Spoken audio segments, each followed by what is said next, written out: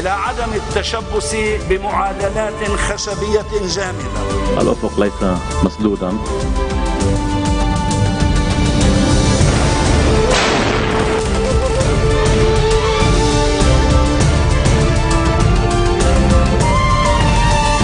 Good afternoon and thank you for joining us on FutureTV.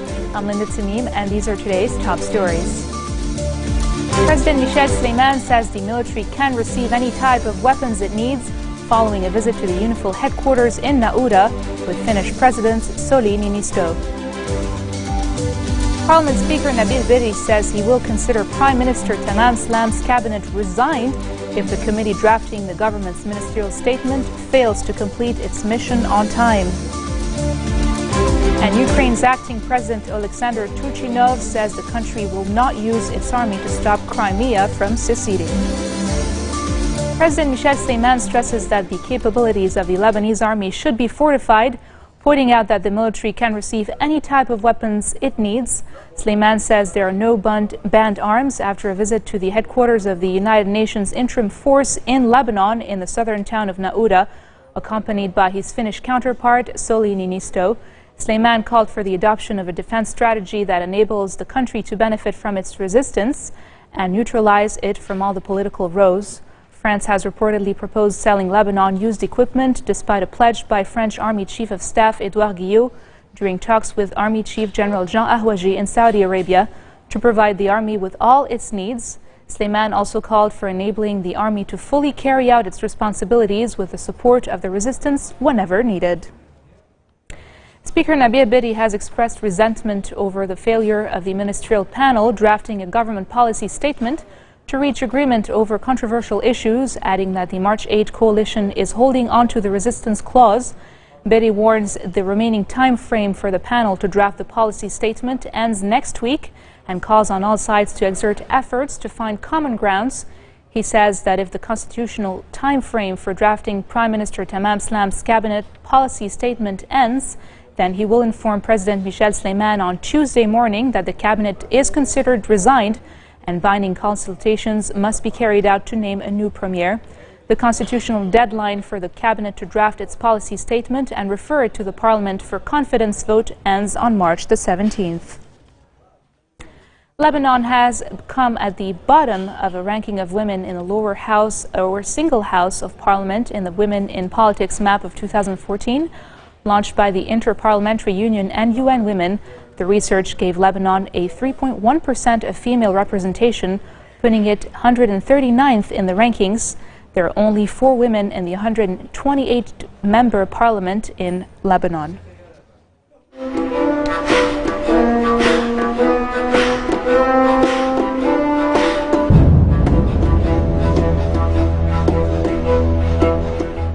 President Bashar al-Assad has visited displaced Syrians in the town of Adra in a rare public appearance outside the heart of Damascus. State television says Assad inspected a shelter for people displaced by fighting in Adra, which lies about 12 miles northeast of central Damascus and was partly captured by rebels 3 months ago. Reports say Assad was listening to their needs and told them that the state will continue to secure basic necessities for the displaced until they can return to their homes in Adra and elsewhere. Assad has made few public appearances since Syria's conflict began 3 years ago. And coming up next, the World Wide Web celebrates its 25th anniversary. Stay with us.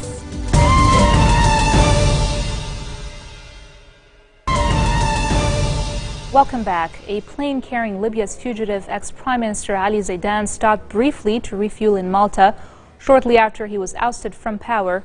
This is according to Malta's Prime Minister Joseph Muscat, who did not confirm the plane's final destination. The stopover took place just a few hours after Zaidan on Tuesday lost a vote of confidence in the Libyan parliament.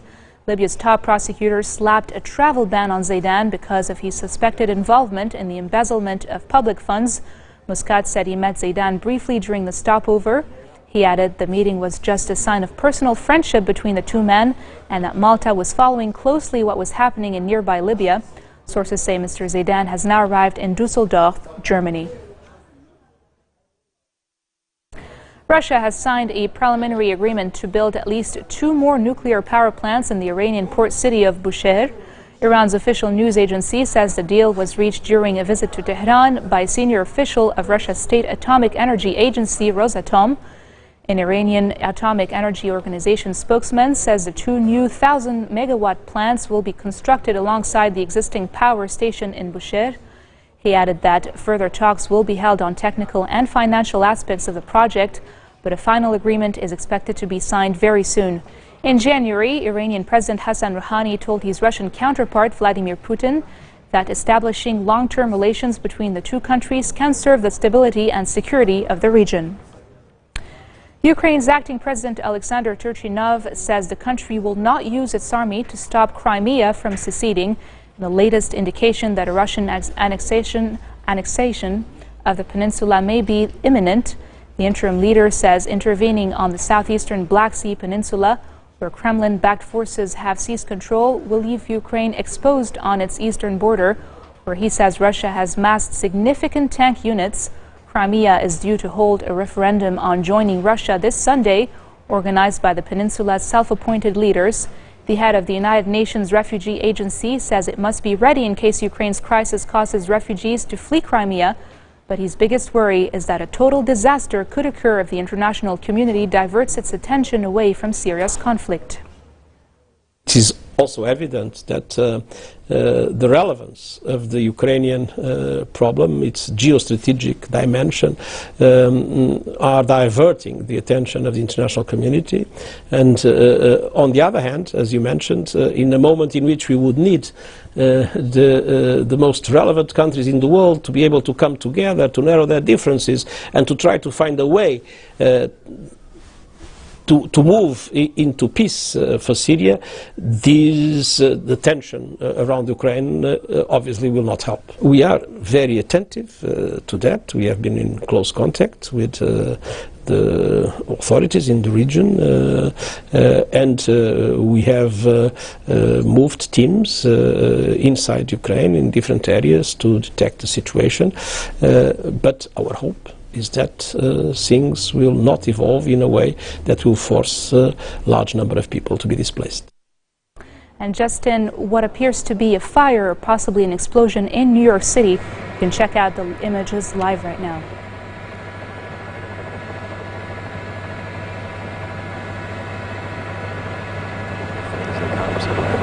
We're still not sure. No information has come in yet, but we will keep you posted as soon as anything comes up.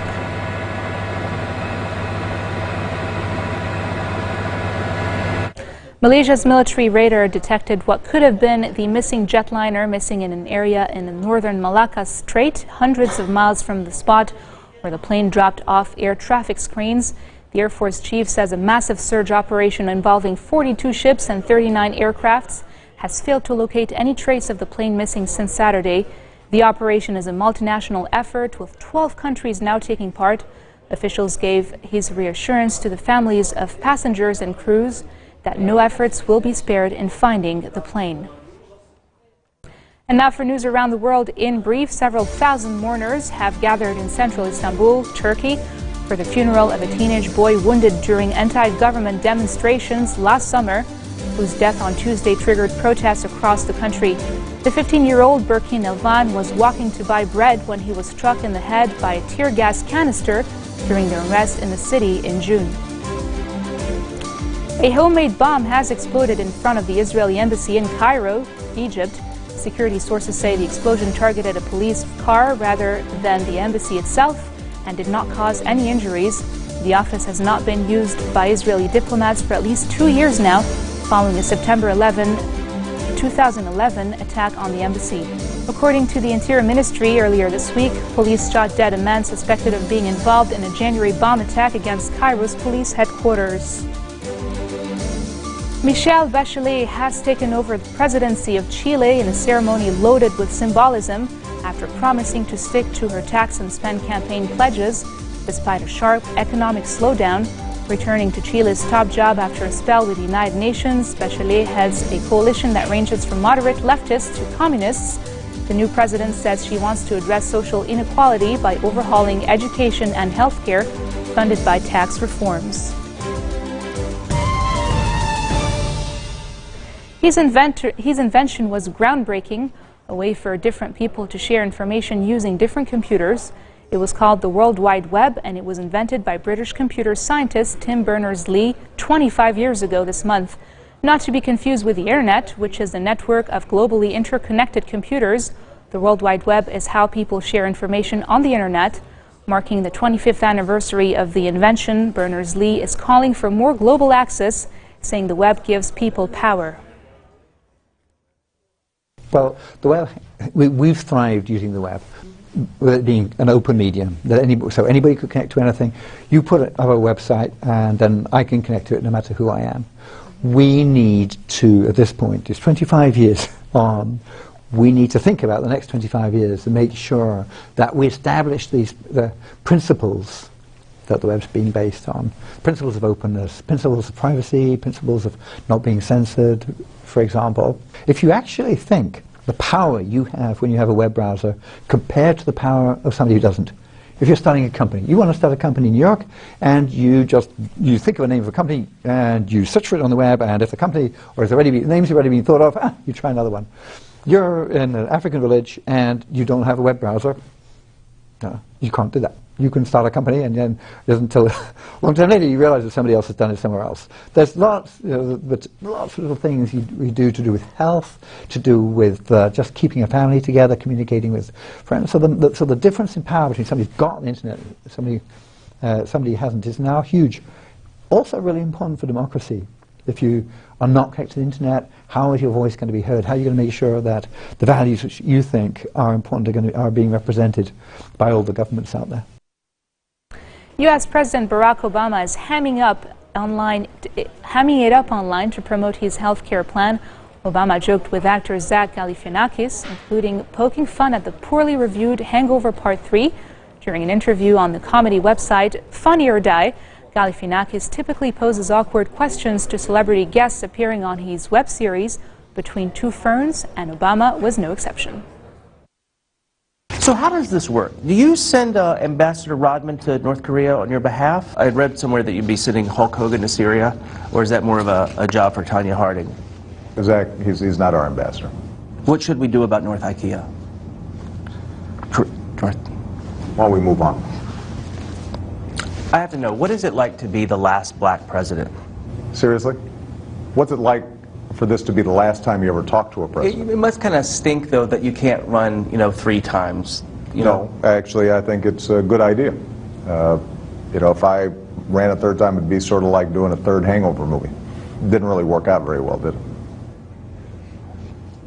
Where are you planning on building your presidential library, in Hawaii or your home country of Kenya? Because, both places seem like they would be... Zach, that's a ridiculous question.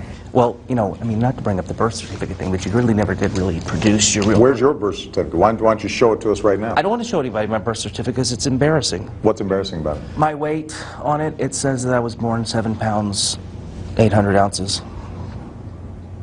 You know what I would do if I were president, Mr. President? I would make same-sex divorce illegal, then see how bad they want it. I think that's why you're not president. And that's a good thing. Okay, let's get this out of the way. What did you come here to plug? Well, first of all, I think it's fair to say that I wouldn't be with you here today if I didn't have something to plug. Have you heard of the Affordable Care Act?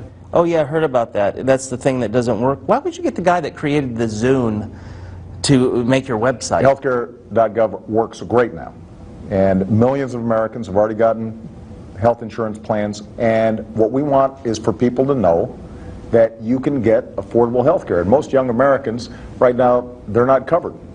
And the truth is that they can get coverage, all for what it costs you to pay your cell phone bill. Is this what they mean by drones? The point is that a lot of young people, they think they're invincible. Did you say invisible? Because no, I just think like that's impossible. Not invisible, invincible. Okay. Meaning that they don't think they can get hurt. I'm just saying that nobody could be invisible if you had said invisible. I understand that. And on that cheerful note, we end our bulletin for today. Now for a reminder of our headlines. President Michel Sleiman says the military can receive any type of weapons it needs, following a visit to the UNIFIL headquarters in Naura with Finnish President Sauli Niinistö.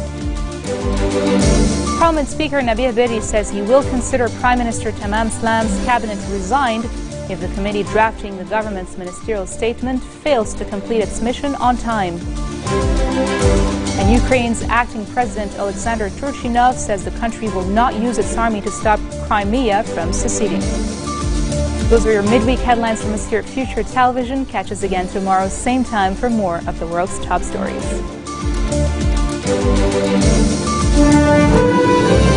إلى عدم التشبث بمعادلات خشبية جامدة. الأفق ليس مسدودا.